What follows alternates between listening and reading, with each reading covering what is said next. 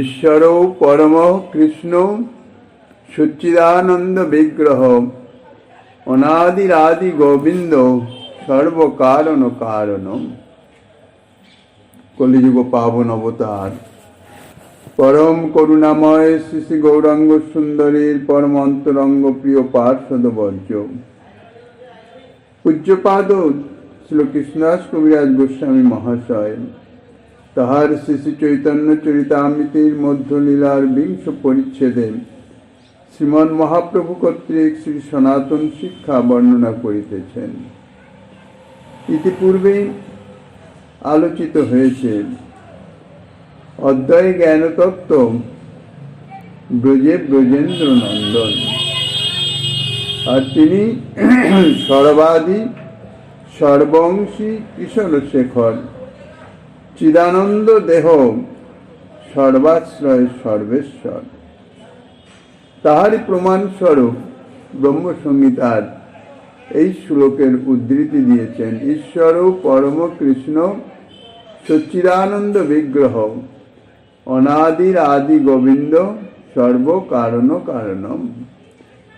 পরম ঈশ্বর হচ্ছেন শ্রীকৃষ্ণ, তিনি সচ্চিদানন্দ বিগ্রহ অর্থাৎ সচ্চিদানন্দময় তনু, তিনি অনাদিরও আদি এবং সর্বকারণেরও মূল কারণ স্বরূপ।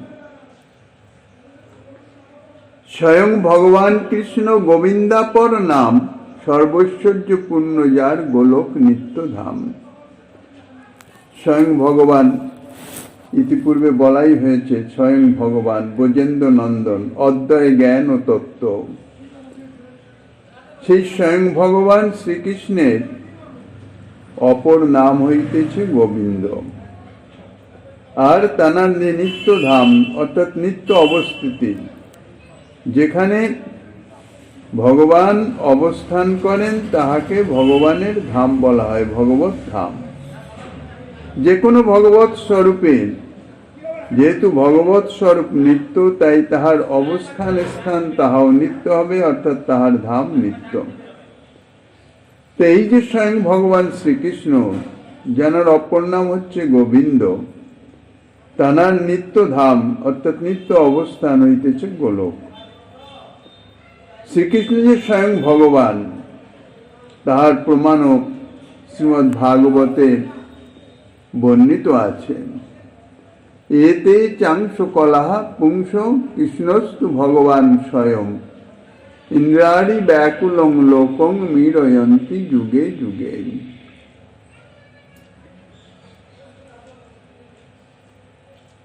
ব্যাসদেব শ্রীমদ্ ভাগবতে 24 অবতার বর্ণন প্রসঙ্গে সেই প্রসঙ্গে বলদেব চন্দ্র এবং শ্রীকৃষ্ণের কথা বর্ণনা করে, যাহা পরবর্তীকালে সুত গোস্বাইপাদ সৌনকাদি ঋষিগণকে শ্রবণ করিয়েছিলেন, সমস্ত অবতারের সঙ্গে একই সঙ্গে শ্রীকৃষ্ণকে উল্লেখ করায় মনে কিছু অপরাধের ভয় এসে যায়। জানার যে মর্যাদা, সেই মর্যাদা যদি রক্ষিত না হয় তাহলে তাহাতে অপরাধ হয়। সেই জন্যেই সঙ্গে সঙ্গে সেই অবতার বর্ণন প্রসঙ্গেই বলেছিলেন এতে চাংশ কলা পুংস, অর্থাৎ এই যে অবতারগণের কথা বলা হলো, এরা কেউ অংশ, কেউ কলা ইত্যাদি ইত্যাদি, কিন্তু এই যে শ্রীকৃষ্ণ অবতারের কথা বলা হলো, কৃষ্ণস্তু ভগবান স্বয়ং, শ্রীকৃষ্ণই হইতেছেন স্বয়ং ভগবান, অর্থাৎ সর্ব অবতারের তিনি হইতেছেন অবতারী।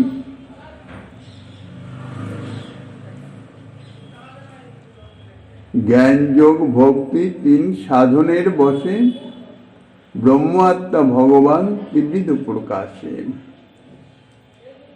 শ্রীকৃষ্ণের যে অনন্ত স্বরূপ, অনন্ত ভগবত স্বরূপ, তাহাকে মোটামুটি ৩ শ্রেণীতে বিভক্ত করেছেন। এক ব্রহ্ম, এক পরমাত্মা, আর এক ভগবান। ব্রহ্ম সম্বন্ধে ইতিপূর্বেই আলোচিত হয়েছে যাহা নির্বিশেষ নিরাকার তত্ত্ব, আর ভগবান হইতেছেন সবিশেষ সাকার তত্ত্ব। পরমাত্মা তাহারই মধ্যবর্তী। এই তিন শ্রেণীর মধ্যে ব্রহ্মশ্রেণী অর্থাৎ ব্রহ্মস্বরূপে শ্রীকৃষ্ণ তিনি কেবলমাত্র স্বরূপেই আছেন, অর্থাৎ তিনি নিরাকার, নির্বিশেষ, অব্যক্ত শক্তিক, যেখানে শক্তির কোনো ক্রিয়া নাই। শ্রী ভগবানের শক্তি তো সদা সর্বদাই বিদ্যমান থাকবে, কিন্তু ক্রিয়াশীল নয়, নিষ্ক্রিয়। এই জন্যে তা অব্যক্ত শক্তিত, তা অর্থাৎ শক্তি সেখানে অব্যক্ত, ব্যক্ত নয়। আর পরমাত্মা রূপে তিনি সর্বজীবের অন্তরে বিরাজমান, তাই তাকে অন্তর্যামীও বলা হয়। পরমাত্মা বা অন্তর্যামী তিন রকমের আছেন। আর ভগবান বলতে সপরিকর, ইতিপূর্বে আলোচিত হয়েছে সবিশেষ সাকার যে স্বরূপ, তার যে ক্রিয়া, অর্থাৎ সেখানে শক্তি ক্রিয়াশীল, ক্রিয়া অর্থাৎ লীলা, সেই লীলার নিমিত্ত পরিকরের অপেক্ষা আছে। তাই সেখানে শুধু ভগবান বললে একাকী ভগবানকে বুঝায় না, সপরিকর, পরিকর সমন্বিত সাকার যে ভগবৎ স্বরূপ, তাহাকেই বলা হয় ভগবান। পরমাত্মাও সাকার, কিন্তু তার আকার মানে অতি ক্ষুদ্রাতি ক্ষুদ্র হিসাবে, কারণ জীব হৃদয়ে তিনি অবস্থিত আছেন। শাস্ত্রে বর্ণিত আছে অঙ্গুষ্ঠ পরিমাণ চতুর্ভুজধারী পরমাত্মার স্বরূপ সম্বন্ধে। তা পরমাত্মা সাকার, কিন্তু তার কোনো পরিকর নাই, তার কোনো লীলা নাই। সাকার বা সবিশেষ স্বরূপ সমূহের মধ্যে যাহাদের পরিকর আছে তাহাদের লীলা আছে, কারণ পরিকর ছাড়া লীলা হয় না। আর লীলার জন্য পরিকর আছে, পরিকর থাকলে লীলা অবশ্যই হবে। তাহলে সাকার বা সবিশেষ স্বরূপ সমূহের মধ্যে যাদের পরিকর আছে, লীলা আছে, তাহারা সকলেই ভগবান। আর যাহাদের যে স্বরূপের আকার আছে কিন্তু কোনো পরিকর নাই, কোনো লীলা নাই, তিনি হচ্ছেন পরমাত্মা। আর যে স্বরূপের কোনো আকারই নাই, কোনো লীলা নাই, পরিকর্ত নাই, নিষ্ক্রিয়, শক্তিরও ক্রিয়া নাই, তিনি হইতেছেন ব্রহ্মস্বরূপে। তো এই যে ভগবানের তিন স্বরূপে বিদ্যমানতা, ব্রহ্ম, পরমাত্মা, ভগবান, এ অনাদিকাল থেকেই নিত্য বিরাজিত। কেননা শ্রী ভগবান অনাদি, নিত্য, সত্য, শাশ্বত, মানে ব্রহ্মস্বরূপ বা যাই হোক, ভগবানের সব স্বরূপই হইতেছে নিত্য, সত্য, শাশ্বত, অনাদিকাল থেকে বিরাজমান আছেন, অনন্তকাল পর্যন্ত থাকবেন। সাধনানুসারে সাধকের নিকটে এই যে ভগবান অর্থাৎ এই তিন স্বরূপের ঈশ্বর তত্ত্ব তারা যথাযোগ্যভাবে আত্মপ্রকাশ করেন। ব্রহ্মস্বরূপে এই তত্ত্ব আত্মপ্রকাশ করেন জ্ঞান মার্গের সাধকের নিকট। যাহারা জ্ঞান মার্গের সাধনা করেন, ধ্যান, ধারণা ইত্যাদি, তার মাধ্যম দিয়ে সমাধি প্রাপ্ত হন, সিদ্ধি অর্থাৎ সমাধি, নির্বিকল্প সমাধি, ব্রহ্মস্বরূপে লীন হয়ে যান, তাদের নিকটে ব্রহ্মস্বরূপে তিনি প্রকাশিত হন। আর যারা যোগমার্গ অবলম্বন করেন, অষ্টাঙ্গ যোগ, তাহাদের নিকটে শ্রী ভগবান তিনি পরমাত্মা রূপে প্রকাশিত হন। পরমাত্মার সাক্ষাৎকার হচ্ছে যোগমার্গ সাধনার সিদ্ধি। আর যারা ভক্তিমার্গের সাধনা করেন, সেই ভক্তিমার্গের সাধকের নিকটে শ্রী ভগবান স্বরূপে অর্থাৎ সপরিকর সাকার লীলা বিলাসী রূপে তিনি আত্মপ্রকাশ করে থাকেন।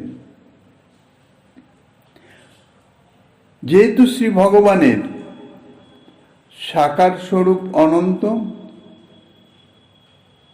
সপরিকর লীলাবিলাসী, সেই ভগবানের স্বরূপ যেমন অনন্ত, তেমনি সেই স্বরূপ ভিন্ন ভিন্ন স্বরূপকে প্রাপ্তির নিমিত্ত সাধনাও ভিন্ন ভিন্ন। তাহলে ভক্তিমার্গের সাধনের অনেক বিভিন্নতা আছে, বৈচিত্র্য আছে। এই ভক্তিমার্গের সাধনের যে বিভিন্নতা, সেই বিভিন্নতা অনুসারেই বিভিন্ন সাকার স্বরূপের সাক্ষাৎ বা সেবা প্রাপ্তি হয়। সপরিকর সাকার সপরিকর ভগবৎ স্বরূপ সাধকের নিকটে আত্মপ্রকাশ করে থাকেন। বদন্তি তত্ত্ববিদস তত্ত্বং যচ জ্ঞানমদ্বয়ম ব্রহ্মেতি পরমাত্মেতি ভগবানেতি শব্দতে। শ্রীমদ্ ভাগবতে এই ব্রহ্ম সম্বন্ধেই তাই বলছেন, ব্রহ্ম পরমাত্মা এবং ভগবান রূপে পরিচিতি প্রাপ্ত হন।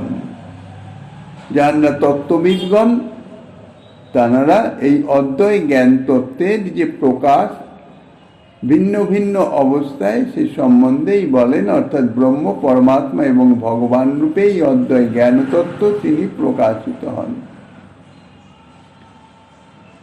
এখন এই যে ব্রহ্ম পরমাত্মা এবং ভগবান, তাঁদের স্বরূপের একটু বিস্তৃতি দিচ্ছেন গোস্বামীপাদ। ব্রহ্ম অঙ্গ কান্তি তার নির্বিশেষ প্রকাশে, সূর্য যেন চর্মচক্ষে জ্যোতির্ময় ভাসে। এখন ব্রহ্মের স্বরূপ সম্বন্ধে বলছেন। ব্রহ্ম হচ্ছে কি? শ্রীকৃষ্ণের নির্বিশেষ প্রকাশ, যার কোনো বিশেষত্ব নাই, শক্তির ক্রিয়া নাই, এই জন্যে বিশেষত্ব প্রাপ্ত হন না, নির্বিশেষ স্বরূপ শ্রীকৃষ্ণের অঙ্গ কান্তি তুল্য। শ্রীকৃষ্ণের অঙ্গের যে জ্যোতি, জ্যোতির তো কোনো আকার নাই, জ্যোতির কোনো বিশেষত্বও নাই, এই জন্যে তাহা নির্বিশেষ। শক্তির ক্রিয়ার অভাবে যাহাতে কোনো রূপ পরিদৃশ্যমান বিশেষত্ব অর্থাৎ রূপ গুণাদি কিছুই প্রকাশ পায় না, তাকে বলে নির্বিশেষ। এই ব্রহ্মস্বরূপে অদ্বয় জ্ঞান তত্ত্বের শক্তির ক্রিয়ার কোনো অভিব্যক্তি নাই। শক্তি আছে কিন্তু নিষ্ক্রিয় অবস্থায়। ব্রহ্ম কেবলমাত্র আনন্দ সত্তা মাত্র। কেননা এই অদ্বয় জ্ঞান তত্ত্ব সচ্চিদানন্দ বিগ্রহ, আনন্দময়। কিন্তু যেহেতু শক্তির ক্রিয়া নাই, সেই জন্য রূপ গুণ ইত্যাদি কোনো কিছুই এই ব্রহ্মস্বরূপে অভিব্যক্ত হয় নাই। এই জন্য ব্রহ্মকে শ্রীকৃষ্ণের অর্থাৎ অদ্বয় জ্ঞান তত্ত্ব তো ব্রজে ব্রজেন্দ্র নন্দন শ্রীকৃষ্ণ, তাহলে এই ব্রহ্মস্বরূপ হচ্ছে শ্রীকৃষ্ণের নির্বিশেষ প্রকাশ বা নির্বিশেষ স্বরূপ। এই স্বরূপে শক্তির বিকাশ যে একেবারে নাই তা নয়। কেননা শক্তির যদি কোনো বিকার না থাকে, মানে প্রকাশ না থাকে, কোনো কিছুই না থাকে, তাহলে সে জড় হয়ে যাবে। তার অস্তিত্ব রক্ষার, ব্রহ্মত্ব রক্ষার, আনন্দ স্বরূপত্ব রক্ষার এটুকু তো করতে হবে, কেননা নিত্য বিদ্যমানতা। তো এইটুকু রক্ষা করার জন্য যতটুকু শক্তি প্রকাশের প্রয়োজন হয়, ঠিক ততটুকু শক্তিরই বিকাশ আছে, তার থেকে অতিরিক্ত আর কিছু নাই। তাই তাতে পরিদৃশ্যমান কোনো বিশেষত্বের অভিব্যক্তি নাই। আর পরিদৃশ্যমান বিশেষত্ব নেই বলেই তাকে নির্বিশেষ বলা হয়েছে। দৃষ্টান্ত দিয়েছেন সূর্য যেন চর্মচক্ষে জ্যোতির্ময় ভাসে। এই সাধারণ আমাদের এই দৃষ্টিতে সূর্যকে যে আমরা দেখি, সূর্যকে কি দেখি? একটা জ্যোতির্পিণ্ড স্বরূপ, জ্যোতির্ময়। যারা জ্ঞানমার্গের সাধক, জ্ঞানমার্গের সাধনা অবলম্বন করে ব্রহ্ম প্রাপ্তির নিমিত্ত সাধনা করেন, তাহাদের নিকটে শ্রীকৃষ্ণের এই নির্বিশেষ স্বরূপই আত্মপ্রকাশ করে। স্বয়ংরূপ শ্রীকৃষ্ণ তাহাদের অনুভূতির বিষয় হয় না। স্বয়ংরূপ শ্রীকৃষ্ণ সম্বন্ধে তারা কিছুই জানেন না, তাহাদের কিছু অনুভবেও আসে না।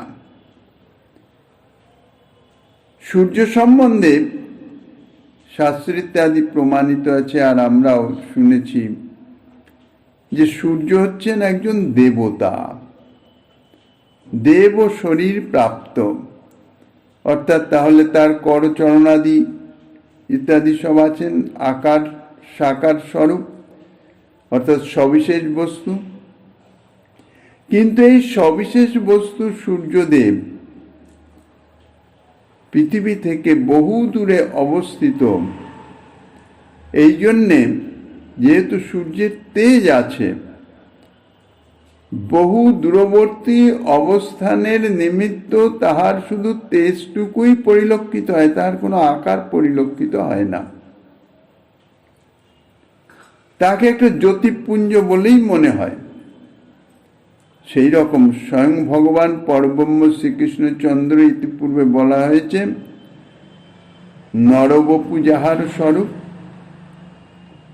অর্থাৎ মনুষ্যের মতন তিনি শরীরধারী, অর্থাৎ আকারধারী, আকার আছে, কিন্তু তানার শ্রীঅঙ্গের যে জ্যোতি আর জ্ঞানমার্গের উপাসকের অনুভূতি থেকে এই সাকার স্বরূপ বহুদূরে অবস্থিত হওয়ার জন্যে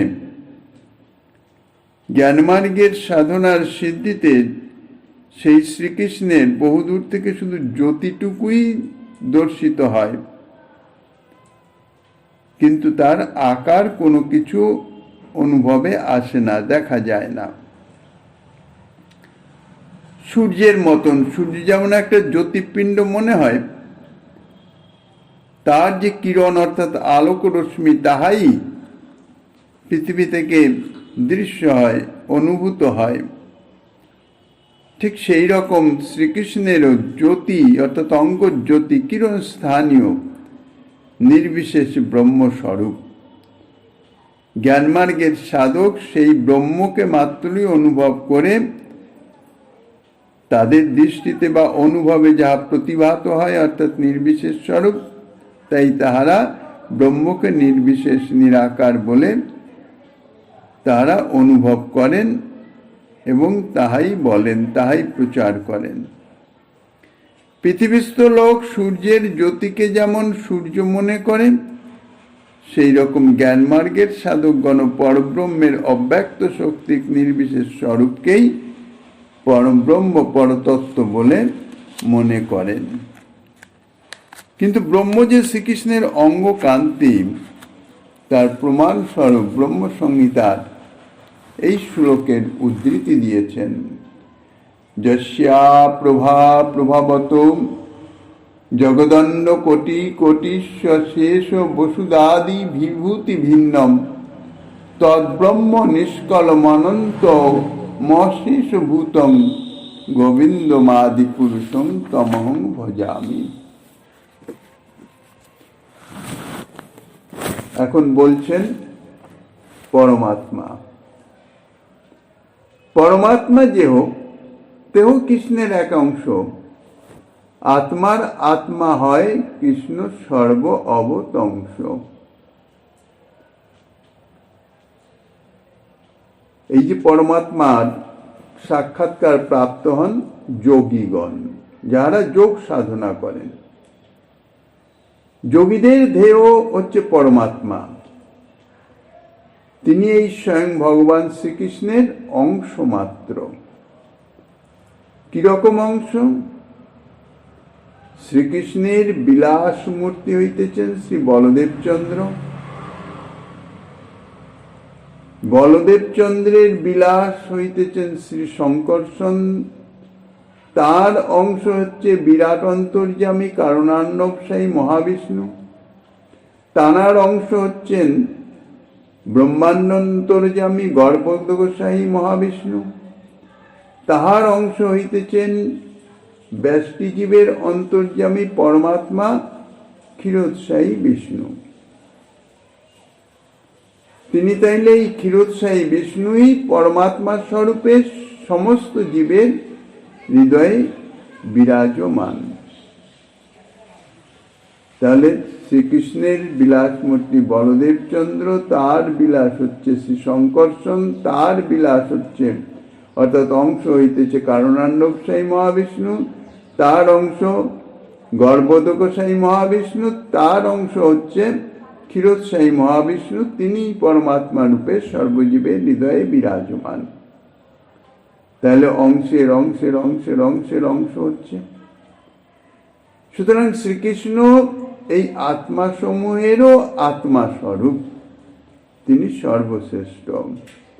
তাই বলছেন পরমাত্মা সমূহেরও আত্মা বা অন্তর্যামী অর্থাৎ মূল স্বরূপ হচ্ছেন শ্রীকৃষ্ণ। তিনি সর্ব অবতংশ, অবতংশ অর্থাৎ শ্রেষ্ঠ, সর্বশ্রেষ্ঠ। তাহারই প্রমাণ স্বরূপ শ্রীমদ্ ভাগবতের বলছেন কৃষ্ণ মেনম বৈহি তমাত্মন মখিলামাত্মম জগদ্ধিতায় স্বপত্র দেহি বাভাতি মায়া।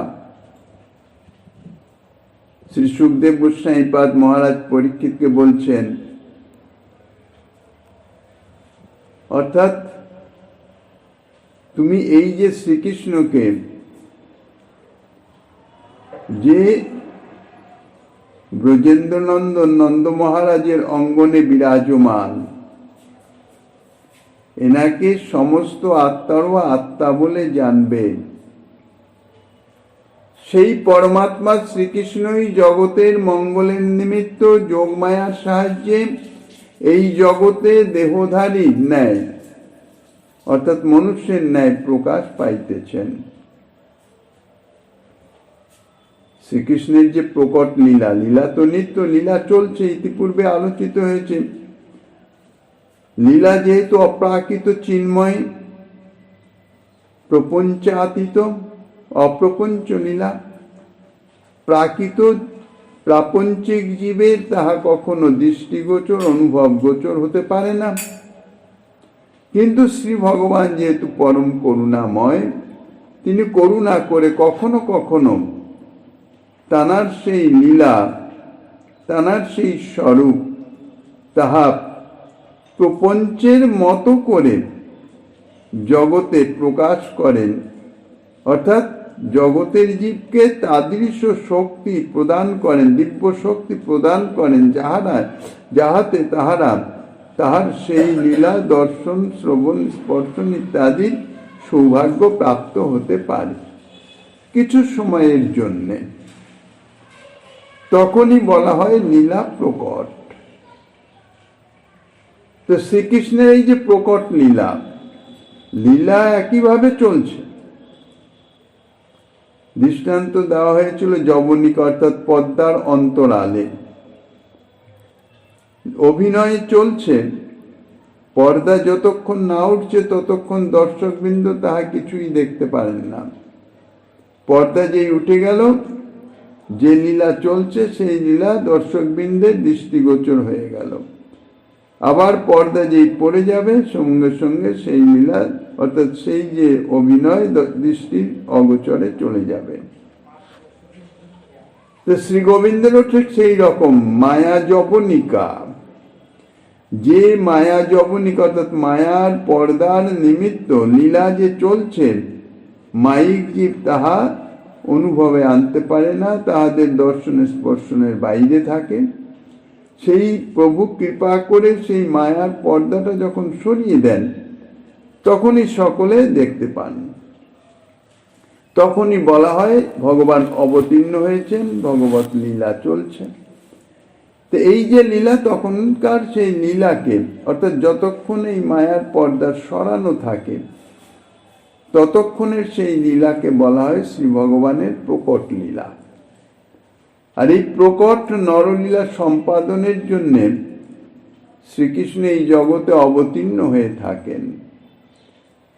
মনুষ্যের যেমন জরাদি হয়ে থাকে, স্বয়ং ভগবান শ্রীকৃষ্ণ স্বরূপত তিনি অনাদি তত্ত্ব, কিন্তু যেহেতু লৌকিক লীলা লোকের অনুভূতির যোগ্য করবার নিমিত্ত,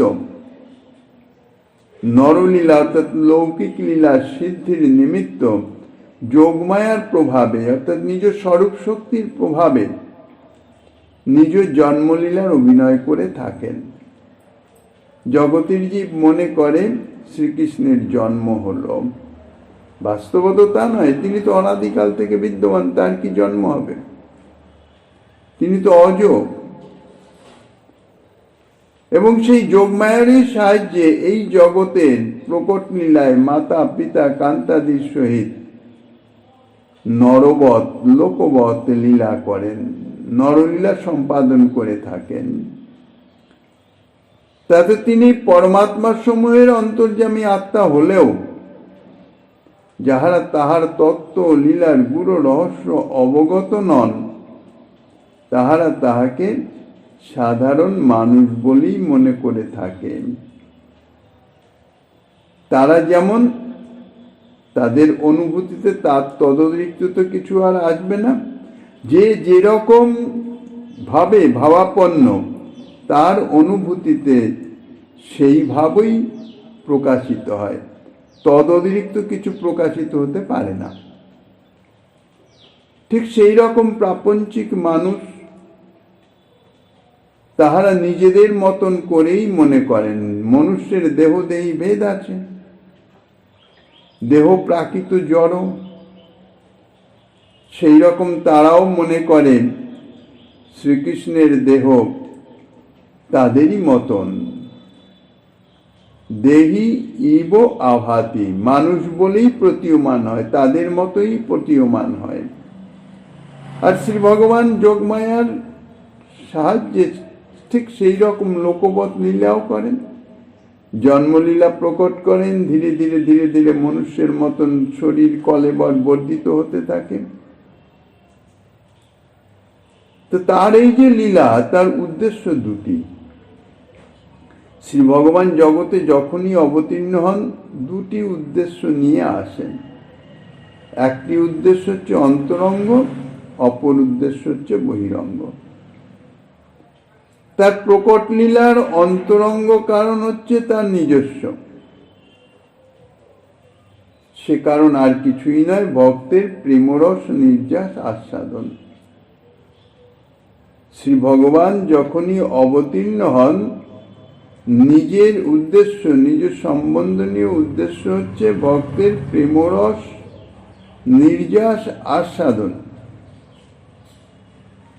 প্রেমী ভক্তের প্রেম সেবা গ্রহণ, তাকে সেবার সুযোগ প্রদান করা। আর শ্রী ভগবান যখন আসেন শুধুমাত্র নিজের উদ্দেশ্য সিদ্ধির নিমিত্ত তো আসেন না। রাজা মহারাজা যদি কখনো কোনো স্থানে আছেন রাজ্যের মধ্যে, তাহলে সেখানকার অবস্থান তাদের একটা কল্যাণ তো করেন, কারণ তার একটা মর্যাদা আছে, একটা বিশেষ কৃপা আছে। তাই সেই রকম শ্রী ভগবান যখন অবতীর্ণ হন অর্থাৎ লীলা প্রকট করেন, তখন এই জগৎবাসী জীবেরও তো কিছু প্রাপ্য আছে, তানার কৃপা করুণায় তো তারাও কিছু পাবেন। সেটি হচ্ছে তানার বহিরঙ্গ কারণ, আর তাহা হইতেছে সকল জীবের মঙ্গল বিধান, কেননা তিনি মঙ্গলময়। জগদ্ধিতায় অর্থাৎ নাম প্রেম প্রচারাদি দ্বারা জগতের মঙ্গল বিধান করা। আর তিনি এই যে প্রকট লীলা করেন তাহা মায়ায় অর্থাৎ মায়া দ্বারা। কিন্তু এই যে মায়া, কিন্তু তার মায়া শক্তি নয়, অর্থাৎ গুণমায়া নয়, প্রাকৃত গুণমায়া নয়। মায়া শক্তির কার্য জীব শক্তির উপরই প্রভাবিত হয়, অর্থাৎ গুণমায়া জীবের উপরেই জীবকেই প্রভাবিত করে। শ্রী ভগবানের ধারের কাছেও যেতে পারেন না। এই যে মায়া, তা হইতেছে তার স্বরূপ শক্তি, যোগ মায়া, অন্তরঙ্গা শক্তি। যোগমায়াই তার লীলার সহায়তা করেন, সমস্ত ব্যবস্থা করেন। সুতরাং এই শ্লোকে যে বলেছেন মায়া, তাহা যোগমায়াকেই বুঝাইতেছে, গুণমায়াকে নয়, প্রাকৃত মায়াকে নয়। শ্রীমদ্ ভাগবত গীতার থেকে একটি শ্লোকের উদ্ধৃতি দিয়েছেন, অথবা বহুনৈতেন কিং জ্ঞাতেন তবার্জুন বিষ্টভ্যহমেদং কৃষ্ণমেকাংশেন স্থিত জগৎ। পরমাত্মা যে শ্রীকৃষ্ণের এক অংশ, তার প্রমাণস্বরূপ এই শ্লোক। অর্জুনকে বিভূতি যোগে শ্রী ভগবানের বিভূতি বর্ণন করতে করতে গিয়ে শেষমেশ বলে দিয়েছেন যে এত বিভূতির নাম ইত্যাদির কোনো প্রয়োজন নাই, আমি আমার এক অংশের দ্বারা এই সমস্ত জগৎকে ধারণ করে রেখেছি। ভক্তে ভগবানের অনুভবে পূর্ণরূপ, একই বিগ্রহ তার অনন্ত স্বরূপ। পরমাত্মার কথা বলার পরে এখন ভগবানের কথা বলছেন। ভগবান যারা ভক্তিমার্গের সাধনা করেন, তাদের নিকটে প্রকাশিত যে শ্রীকৃষ্ণ স্বরূপ, সাকার, সপরিকর, লীলা বিলাসী। তাই বলছেন ভক্তে ভগবানের অনুভবে পূর্ণরূপ। ভক্তে অর্থাৎ ভক্তিমার্গের সাধনের মাধ্যমে, ভক্তি সাধনায়, শুদ্ধ ভক্তি সাধনার দ্বারা। যেমন তো ভক্তি সাধনা তো সমস্ত সাধনার সঙ্গেই আছে, জ্ঞান মার্গের সাধনার সঙ্গেও আছে, যোগ মার্গের সাধনার সঙ্গেও আছে। কারণ ভক্তির সাহচর্য ব্যতীত কোনো সাধনাই ফল প্রদান করতে পারে না। কিন্তু এই যে জ্ঞানমার্গ বা যোগমার্গের সঙ্গে যে ভক্তি সাধনা, তা হচ্ছে মিশ্র, জ্ঞান মিশ্র ভক্তি, যোগ মিশ্র ভক্তি ইত্যাদি, কর্মমিশ্র ভক্তি। এছাড়া ভক্তিমার্গের আগেই বলা হয়েছে বহু বৈচিত্র্য আছে, সাধন প্রক্রিয়া বহু আছে। শুধু ভক্তি সাধনা করেন, কিন্তু কামনা চরিতার্থের নিমিত্ত, কামনা পূরণের জন্য সকাম ভক্তি, যাকে শাস্ত্র নির্দেশ অনুসারে যে সাধনা ভক্তি মার্গের বিধি ভক্তি। কিন্তু এই যে সলীলা সপরিকর ভগবানের সাক্ষাৎকার প্রাপ্তির নিমিত্ত, সেবা প্রাপ্তির নিমিত্ত যে ভক্তি মার্গের সাধন, তাহা এই সমস্ত কোনো ভক্তি নয়, তাহা হচ্ছে শুদ্ধা ভক্তি। এই শুদ্ধা ভক্তি দ্বারাই স্বয়ং ভগবান শ্রীকৃষ্ণচন্দ্রের কৃপা লাভ করা যায়, অনুভব প্রাপ্ত হওয়া যায় বা সেবা লাভ করা যায়। তাই বলছেন ভক্তে ভগবানের অনুভবে পূর্ণরূপে। শুদ্ধ ভক্তি মার্গের সাধনার দ্বারা ভক্ত ভগবানের যে পূর্ণ স্বরূপ, তাহা অনুভব করেন, উপলব্ধি করেন। ভগবানের পূর্ণ স্বরূপ অর্থাৎ ভগবানের মাধুর্য আদি। ভগবানের মাধুর্য উপলব্ধি করা, অনুভব করাই হচ্ছে ভগবানের উপলব্ধি। সেটি প্রেমের সঙ্গে সেবা ব্যতীত অন্য কোনো উপায়ে সেই উপলব্ধি আসে না, সে অনুভব আসে না। আর তাহা পূর্ণ স্বরূপেই বিরাজমান থাকে, অর্থাৎ পূর্ণতম স্বরূপ স্বয়ং ভগবান শ্রীকৃষ্ণেই বিরাজিত আছেন। ভগবানের এই যে পূর্ণতম রূপ, স্বয়ং রূপ, অদ্বয় জ্ঞান ও তত্ত্ব রূপ, কেন পূর্বে বলা হয়েছে অদ্বয় জ্ঞান তত্ত্ব ব্রজে ব্রজেন্দ্র নন্দন, এই ব্রজেন্দ্র নন্দন স্বরূপ তাই হচ্ছে পূর্ণতম রূপ। শ্রী ভগবানের সমস্ত স্বরূপই পূর্ণ, কোনোটাই অপূর্ণ নয়, কিন্তু পূর্ণ, পূর্ণতর, পূর্ণতম, এই পূর্ণতম শ্রী স্বয়ং রূপ তা যাহা হইতেছে অদ্বয় জ্ঞান তত্ত্ব, তাহা একমাত্র শুদ্ধ ভক্তি মার্গের সাধনের দ্বারাই অনুভব করা যায়। জ্ঞান যোগ বা সকাম ভক্তি ইত্যাদি সাধনের দ্বারা তাহা কখনো অনুভূত হয় না। তারপর বলছেন একই বিগ্রহ তার অনন্ত স্বরূপ। এই যে স্বয়ং ভগবান শ্রীকৃষ্ণ অদ্বয় জ্ঞান তত্ত্ব, তার বিগ্রহ একটি। ইতিপূর্বে তার পরিচয়ও দিয়েছেন, গোপবেশ ও বেণুকর নবকিশোর নটবর, নরলীলার হয় অনুরূপ। এই অদ্বয় জ্ঞান তত্ত্ব ব্রজেন্দ্র নন্দন শ্রীকৃষ্ণ। কিন্তু এই একই স্বরূপে, একই বিগ্রহে তিনি অনন্ত স্বরূপ। শক্তি বিকাশের তারতম্য অনুসারে তিনি বিভিন্ন স্বরূপ প্রকাশ করেন। সমস্ত স্বরূপে একই শক্তি অর্থাৎ একই ঐশ্বর্য মাধুর্য প্রকাশিত হয় না। লীলাবিলাসী তিনি, লীলা অনুরোধে যতটুকু প্রয়োজন ততটুকু শক্তি প্রকাশ করে তাদৃশ স্বরূপ ধারণ করেন। যেমন নৃসিংহ অবতারে হিরণ্যকশিপুকে বধ করবার নিমিত্তই তাঁর আবির্ভাব। আর হিরণ্যকশিপুকে ব্রহ্মা এমনই বর দিয়েছেন যে তাকে বধ করার নিমিত্ত নরসিংহ স্বরূপেই আবির্ভূত হতে হবে, অন্য কোনো স্বরূপে হবে না।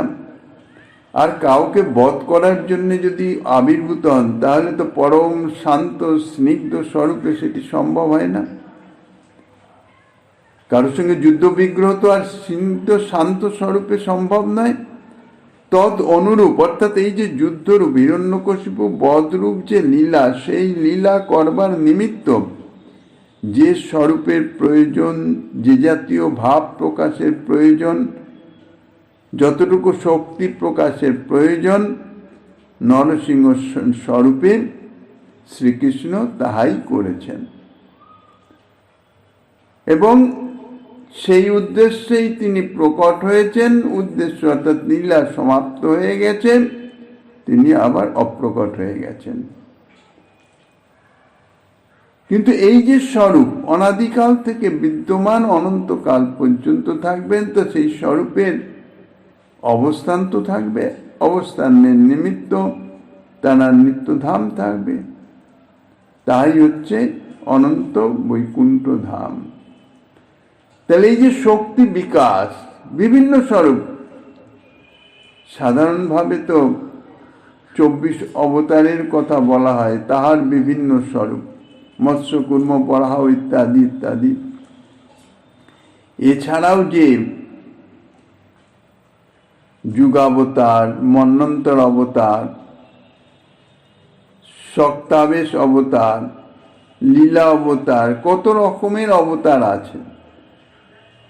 সমস্ত অবতারের এই বিভিন্ন উদ্দেশ্য সিদ্ধির নিমিত্ত প্রকাশিত হন। তাদের আবার সেই নিত্যধাম, সেখানে তারা লীলা সমাপন করে চলে যান। তাই হচ্ছে অনন্ত স্বরূপ। শক্তি বিকাশের তারতম্য অনুসারে নিজ নিজ ধামে নিজ নিজ উদ্দেশ্যে, অর্থাৎ সেই বিশেষ বিশেষ উদ্দেশ্যের জন্য শ্রী ভগবান শ্রীকৃষ্ণ নানা রূপে তিনি ব্যক্ত হয়েছেন। তার এই সমস্ত স্বরূপ হচ্ছে অনন্ত, সংখ্যাহীনের কোনো গোনাগাথা নাই। কত স্বরূপে তিনি প্রকাশিত হন। তিনি তো সর্বব্যাপক তত্ত্ব, সর্বত্রই সর্বকিছুর মধ্যেই তিনি বিরাজমান। কিন্তু একটু বিশেষত্ব হলেই সেটি তার আবির্ভাব বা ইত্যাদি রূপে প্রকাশিত হয়। তার সেই অচিন্ত শক্তির প্রভাবে তার একই বিগ্রহেই তিনি এই সকল অনন্ত রূপে বিরাজিত আছেন। শ্রীমদ্ ভাগবত তাই তাহাকে বলেছেন বহু মূর্তিক মূর্তিকম, অনন্ত মূর্তিতে তিনি এক মূর্তি। অর্থাৎ একই শ্রীকৃষ্ণ একই সময় একই রূপে বিরাজমান, সেই সঙ্গে সঙ্গে আবার অনন্ত স্বরূপেও বিরাজমান, বহু মূর্তিতেও এক মূর্তি। এই যে বিরুদ্ধ ধর্ম একমাত্র তাতেই অবস্থিত। এবং শ্রুতিমাতাও তার সম্বন্ধে বলেছেন একোপি সঞ্জ বহুদা বিভাতি, এক হয়েও যিনি বহু রূপে প্রকাশ পাচ্ছেন। তার সেই অনন্ত রূপ সেটি কি রকম, সেই সম্বন্ধে বলছেন স্বয়ংরূপ, তদেকাত্মরূপ, আবেশ নাম, প্রথমেই তিন রূপে রহে ভগবান। প্রথমে তিন রূপে অদ্বয় জ্ঞান তত্ত্ব যে যে রূপে বিরাজিত তার কথাই বলছেন। প্রথমে তিনি বিরাজিত তিন রূপে। এক হচ্ছে স্বয়ং রূপে, স্বয়ং সিদ্ধ রূপ, অন্নাপেক্ষায় যদরূপং স্বয়ং রূপ উচ্যতে। অর্থাৎ যে স্বরূপ অন্য কোন স্বরূপের অপেক্ষা রাখে না তাকে বলা হয় স্বয়ংরূপ, সেটি হচ্ছে মূল স্বরূপ। অদ্বয় জ্ঞানতত্ত্ব ব্রজেন্দ্র নন্দন হচ্ছেন স্বয়ংরূপ, যিনি অন্য কোন স্বরূপের কোনো অপেক্ষা নেই, অন্য কোন স্বরূপ থেকে প্রকাশিত নয়। দ্বিতীয় হচ্ছে তদেকাত্মরূপ। তদেকাত্মরূপটি কিরকম? যদ্রূপম তদ অভেদেন স্বরূপেন বিরাজতে আকৃত্যাদি ভিরন্যাদ্রিক স তদেকাত্ম রূপক। অর্থাৎ স্বয়ং রূপের সঙ্গে যে রূপের স্বরূপত কোনো ভেদ নাই, তত্ত্বত কোনো ভেদ নাই, কিন্তু বাহ্যিক অর্থাৎ আকার, ভাব, বেশ ইত্যাদি কিছু পার্থক্য আছে। সেই জন্যে সেই রূপকে স্বয়ং রূপ থেকে অন্য রূপ বলা হয়। বাস্তবিক অন্য নয়, কিন্তু এই যে আকার ভেদ, ভাব ভেদ, সেই জন্যই বলা হয় অন্য রূপ। তাই তাকে বলা হচ্ছে তদেকাত্মরূপ। তৃতীয় হইতেছে আবেশ স্বরূপ। আবেশ, আবেশ কাকে বলছেন? জ্ঞান শক্তাদি কলয়া যত্র আবিষ্ট জনার্দন ত আবেশ নিগদ্যন্তে জীবা এব মহত্তমা। যে সকল মহত্তম জীব জনার্দনের স্বীয় জ্ঞান ও শক্তি আদির অংশ দ্বারা আবিষ্ট হন, অর্থাৎ বিশুদ্ধ প্রেমী ভক্ত যে অপ্রাকৃত চিন্ময় হয়ে গেছেন, তিনি এই ভগবানের যে জ্ঞান বা শক্তি, তাই কিঞ্চিত মাত্র তার মধ্যে প্রকাশিত হয়। অর্থাৎ সেই শক্তি তার মধ্যে আবিষ্ট, সেই শক্তিতে আবিষ্ট হয়ে তিনি কিছু কার্য করেন। ভগবত কার্যই তানার মাধ্যম দিয়ে প্রকাশিত হয়। তা এই যে শক্তি অংশ দ্বারা তিনি আবিষ্ট হন, এই জন্য তাকে বলা হয় আবেশ অবতার। তা প্রথমে এই তিন রূপে, প্রথমেই তিন রূপে রহে ভগবান। প্রথমেই তিন রূপে অর্থাৎ স্বয়ংরূপ, তদেকাত্মরূপ এবং আবেশ রূপ, এই তিন রূপে শ্রীকৃষ্ণ বিলাস করেন।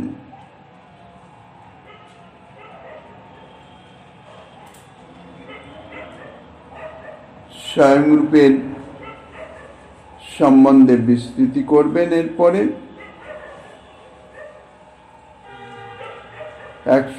139 থেকে 51 পয়েন্ট পর্যন্ত। তারপরে তদেকাত্ম স্বরূপ সম্বন্ধে বিস্তৃতি প্রকাশ করবেন। তারপরে আবেশ রূপের সম্বন্ধে বিস্তৃতি করবেন। এই বিস্তৃতি আস্বাদনী গোস্বামীপাদ যা দিচ্ছেন, শ্রীমন মহাপ্রভু গিরিধারীদের কৃপা হলে আগামী দিন আস্বাদনের বাসনা রেখে অদ্যকার শ্রী চৈতন্য কথার এখানেই বিশ্রাম।